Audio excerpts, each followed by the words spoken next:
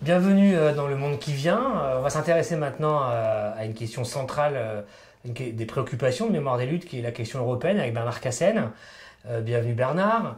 Le 23 juin dernier, coup de tonnerre dans le ciel européen, les Britanniques votent contre le maintien du Royaume-Uni au sein de l'Union européenne. Après des mois de campagne, de scénarios qui ont été proposés à l'opinion publique, allant des plus catastrophiques aux plus incompréhensibles.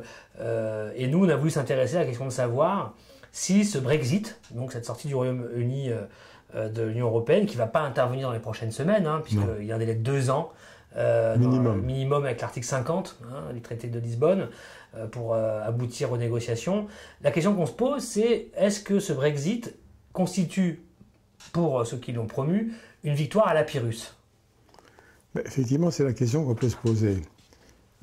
Techniquement, c'est vrai, le Brexit l'a emporté par près de 52% des voix, donc apparemment, il y a des vainqueurs, essentiellement le parti UKIP et son chef Nigel Farage, et puis les eurosceptiques du Parti conservateur menés par Boris Johnson.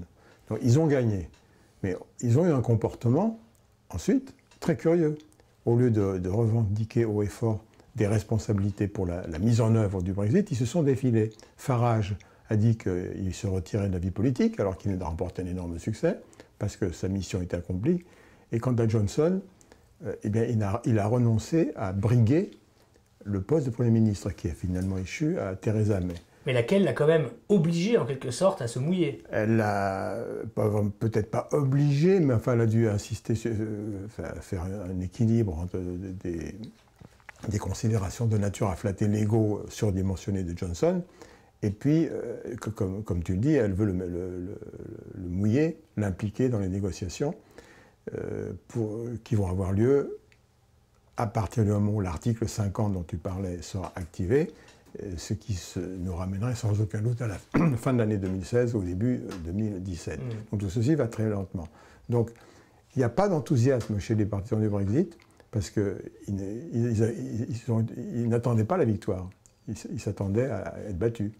Mais est-ce que les autres ont gagné ou perdu aussi?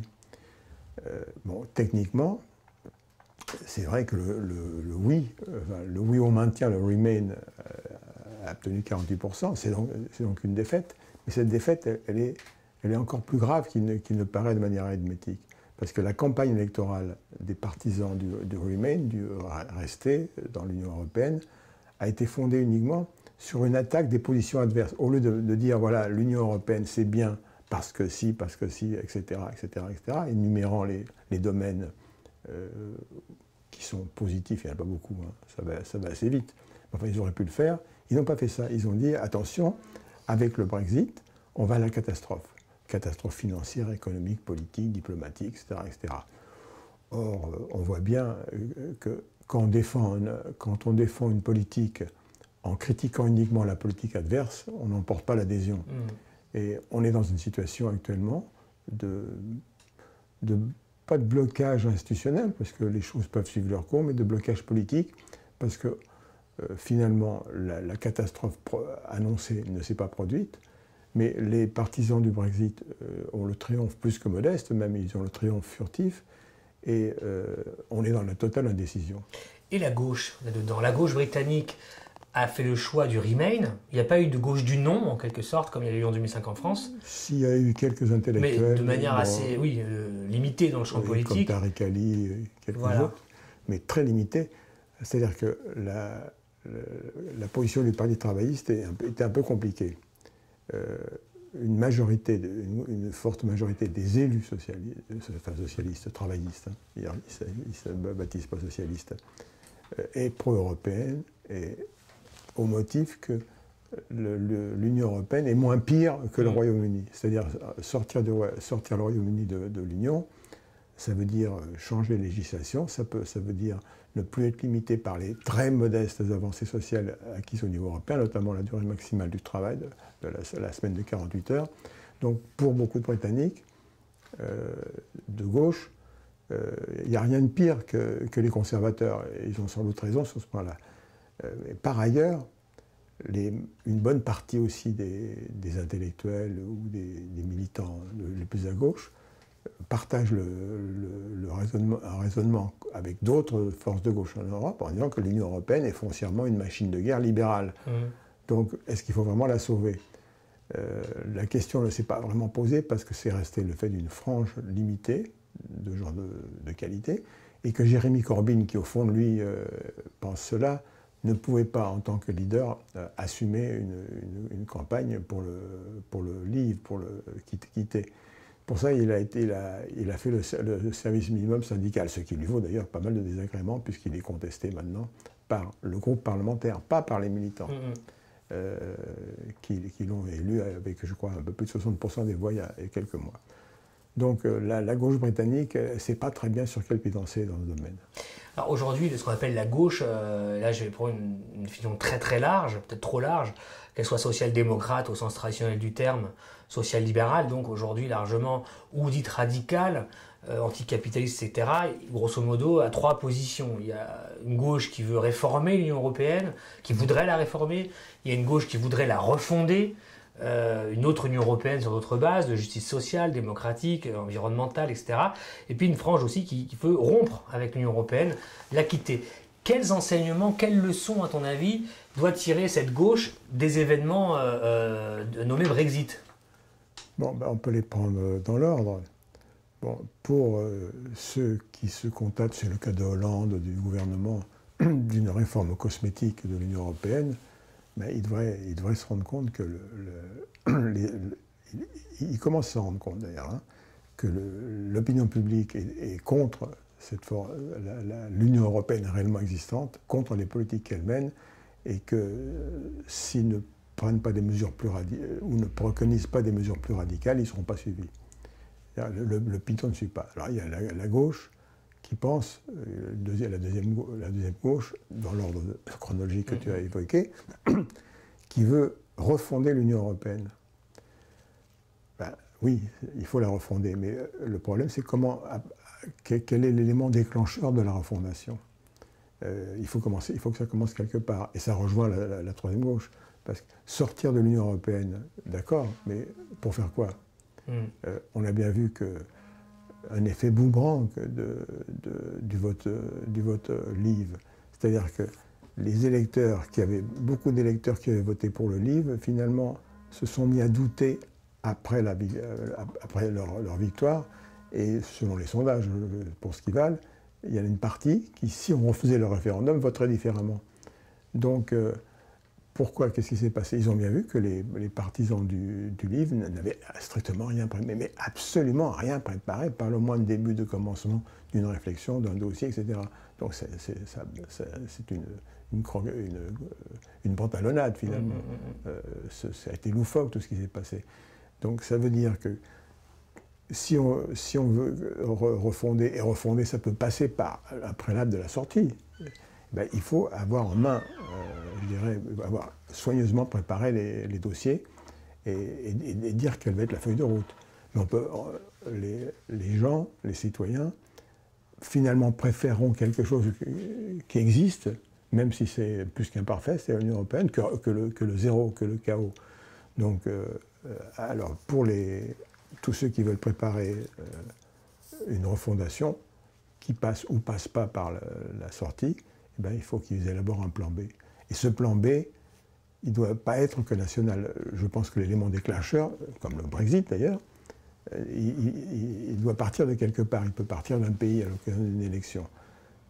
Mais il est évident que la corrélation des forces, des rapports de force sont tels qu'un pays, même un grand pays, peut être mis en difficulté assez facilement si ce qu'il a fait ne fait pas tache d'huile dans l'opinion. C'est pour ça que les plans B, que nous soutenons par ailleurs, eh bien, ils doivent avoir une dimension la plus européenne possible. On n'a pas besoin d'être 28, on peut être 3 ou 4, mais il faut des alliés, il faut des alliances. Et c'est un chantier gigantesque. Qui n'est pas aujourd'hui réellement élaboré par ceux qui veulent refonder ou... Il y a des éléments, Varoufakis a fait des propositions, le Parti de la gauche européenne, enfin, il y a des morceaux, mais il n'y a pas un ensemble cohérent. Or, l'imbrication des économies au sein de l'Union est telle qu'il faut prévoir longtemps à l'avance dans le détail les mesures à prendre. Sinon, on s'expose au même risque d'effet boomerang à une échelle beaucoup plus vaste. Parce qu'un boomerang, c'est bien, 2 boomerangs, ça ferait peut-être un peu trop. Bien, Bernard, par rapport à... Tu soulignes à juste titre la nécessité pour tous ceux qui veulent rompre ou refonder l'Europe de manière radicale, dans le sens de prendre à la racine le problème néolibéral. Tu dis, un des enseignements du Brexit, c'est qu'on ne peut proposer ça qu'à partir du moment où on a une proposition, un plan B européen. Bien. Selon toi, quel doit être le chemin de ce plan B? Est-ce que, pour toi, du point de vue à la fois d'un mix entre un idéal et un aspect opérationnel, il faut aller vers une Europe des nations? Ou est-ce qu'on peut imaginer une Europe, disons, dans laquelle il y aurait des transferts de souveraineté réels, des formes de fédéralisme finalement, autres qu'autoritaires, qui seraient envisageables et souhaitables? Bon, moi je pense que l'Europe fédérale, c'est un mythe qui se réalisera peut-être dans 1, 2 ou 3 générations, mais pour l'instant, il n'y a pas de réalité d'un espace public européen. Il n'y a pas de conscience européenne, disons à un niveau suffisamment politique. Donc il faut partir de ce qui existe, de ce qui fait bouger les gens, de ce qui les sécurise, c'est-à-dire les nations. Pour l'instant, on n'a pas trouvé autre chose, et en plus on est dedans. Donc personnellement, je pense qu'on peut créer une conscience européenne, un espace public européen. C'est souhaitable de le construire. Nous qui nous intéressons beaucoup à l'Amérique latine, nous apprécions le rêve bolivarien de libération de l'Amérique latine. Il n'y a pas de raison spécifique que l'Europe, à terme, se dote d'un espace commun qui est une conscience européenne. Mais pour l'instant, ce n'est pas le cas. Et vouloir brûler les étapes, c'est jeter le bébé avec l'eau du bain. Donc, d'ailleurs, je crois que peu de gens aujourd'hui sont sur cette idée-là. Donc je pense que les nations sont une réalité tangible. C'est à partir d'elles qu'il faut aller plus loin, mais pas en les supprimant, pas en les niant, comme certains le font. Les nations, l'esprit national, ce n'est pas le nationalisme, je dirais même que c'est l'inverse. Alors, peut-on penser à l'intérieur d'une Europe des nations qui ressemblerait plus à une confédération, beaucoup plus à une confédération qu'à une fédération, qu'à partir de cette configuration-là, on puisse prévoir des îles ou des îlots ou des archipels fédéraux. A priori, pourquoi pas? On peut très bien concevoir que sur un thème donné, il y ait une délégation de compétences, mais pas nécessairement une Europe à 28, à 27 ou à 25, ça peut être à 3 ou à 4, dans des géométries variables, qui ait des transferts de compétences, de souveraineté, mais qui soient révocables et contrôlés. Donc il y a un bon nombre de sujets, notamment tout ce qui touche à l'environnement, à l'écologie, qui requièrent des décisions qui dépassent les frontières. Les problèmes écologiques ne sont pas comme le nuage de Tchernobyl, ils ne s'arrêtent pas aux frontières.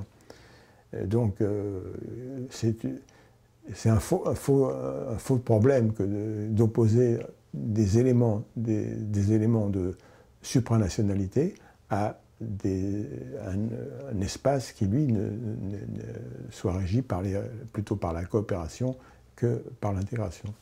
Alors, cette perspective-là effraie littéralement une partie de la gauche, même de bons sentiments, parce qu'elle entend un discours aujourd'hui sur l'Europe des nations comme substitut à l'Union européenne dans la bouche de l'extrême droite. Oui.